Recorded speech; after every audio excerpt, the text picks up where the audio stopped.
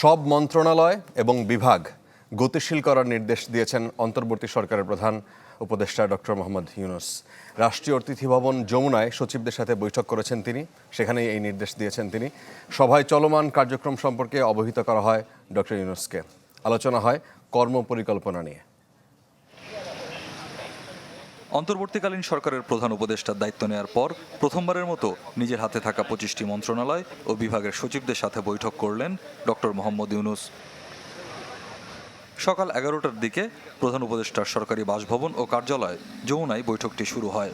সচিবদের কথা শোনার পাশাপাশি বিভিন্ন দিক নির্দেশনা দেন প্রধান উপদেষ্টা। বলেন, তারুণ্যের শক্তির মাধ্যমে ইতিবাচক পরিবর্তন আনার যে সুযোগ তৈরি হয়েছে তাকে কাজে লাগাতে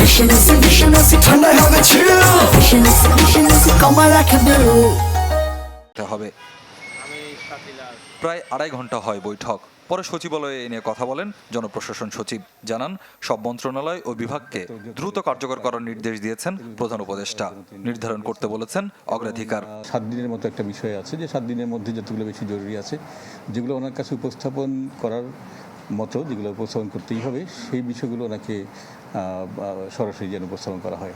এই মুহূর্তে আমাদের অগ্রাধিকার কোন বিষয়গুলো আছে সেগুলো নির্ধারণ করে অগ্রাধিকার ভিত্তিতে কাজ করার জন্য তিনি নির্দেশনা দিয়েছেন। আর স্বচ্ছতা এবং এটা হচ্ছে সংবেদনশীলতার সাথে কাজ করা, এটাকে গুরুত্ব দেওয়ার জন্য তিনি নির্দেশনা দিয়েছেন। সার, খাদ্য, বিদ্যুৎ, বন্দর, রেলের গতিফেরাতে অগ্রাধিকার ভিত্তিতে কাজ করার নির্দেশ দেন ডক্টর মোহাম্মদ ইউনূস।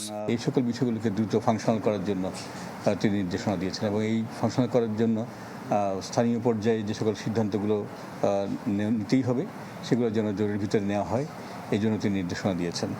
আরেকটা বিষয় হচ্ছে, তিনি তারুণ্যের শক্তির উপরে আলোকপাত করেছেন এবং সেখানে বলেছেন যে তারুণ্যের শক্তির মাধ্যমে যে পরিবর্তনটা আসছে, এর মাধ্যমে একটা সুযোগ তৈরি হয়েছে।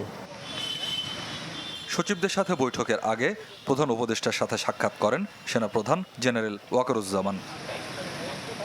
স্বপ্নিল শাহরিয়ার শিশির, চ্যানেল 24, ঢাকা।